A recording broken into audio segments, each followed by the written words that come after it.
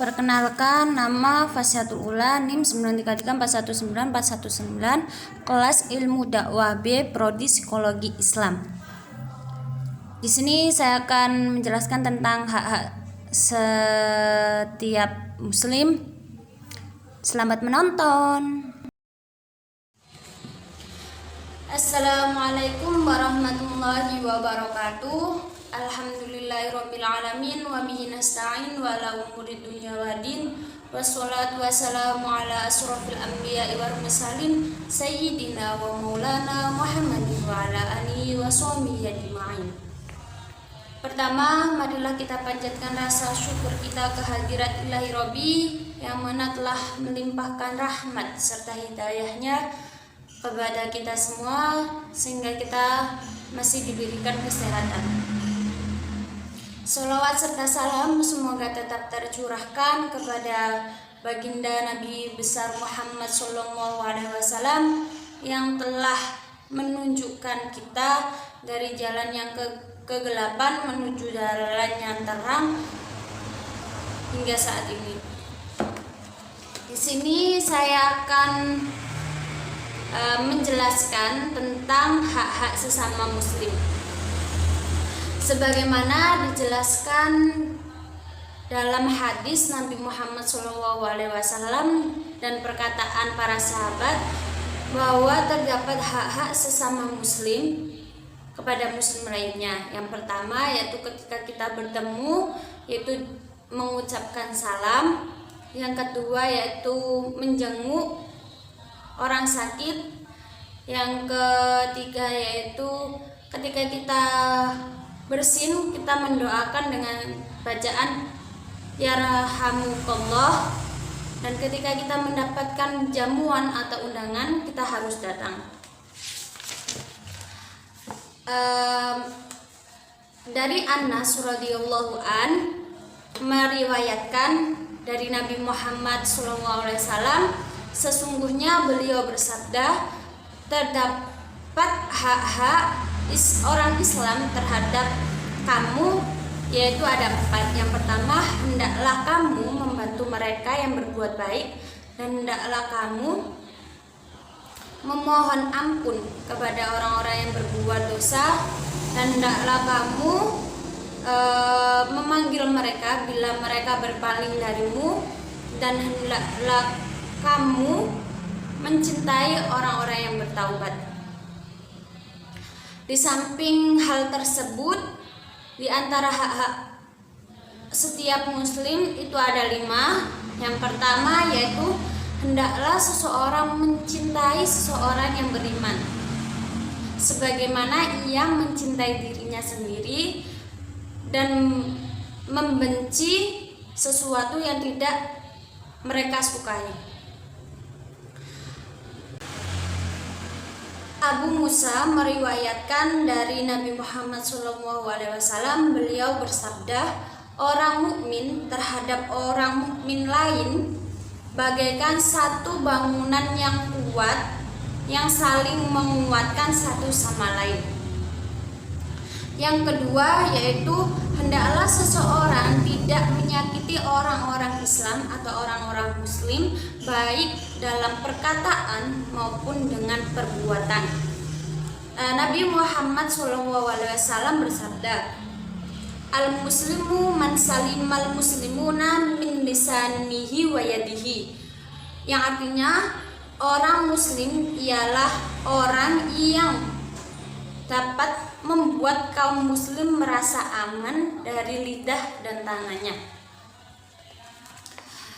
Nabi Muhammad SAW bersabda, tahukah kamu siapakah orang Islam itu? Mereka menjawab, Allah dan Rasulullah yang maha mengetahui. Beliau bersabda, orang Islam itu adalah orang yang dapat membuat orang Islam merasa selamat dari gangguan lidah dan tangannya. Mereka bertanya, lalu siapakah orang yang beriman itu? Beliau menjawab, yaitu orang yang dapat membuat aman orang mukmin baik jiwa maupun hartanya. Mereka bertanya lagi, siapakah orang yang berhijrah itu? Beliau bersabda, orang yang berhijrah itu adalah orang yang berhijrah dari kejahatan menuju dengan kebaikan. Yang ketiga yaitu hendaklah kamu tidak mendiamkan atau dalam kutip tidak menyapa orang yang kamu kenal selama 3 hari, sekalipun kamu membencinya. Abu Ayyub Al-Ansari berkata, sesungguhnya Rasulullah SAW bersabda, tidak halal bagi sesama muslim memutuskan hubungan dan tidak menegur sapa saudaranya sesama agama lebih dari 3 hari.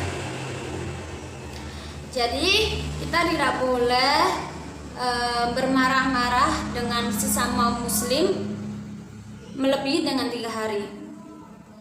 Entah itu marah ke teman, marah ke orang tua dan lain-lain. Tidak boleh sampai melebihi 3 hari.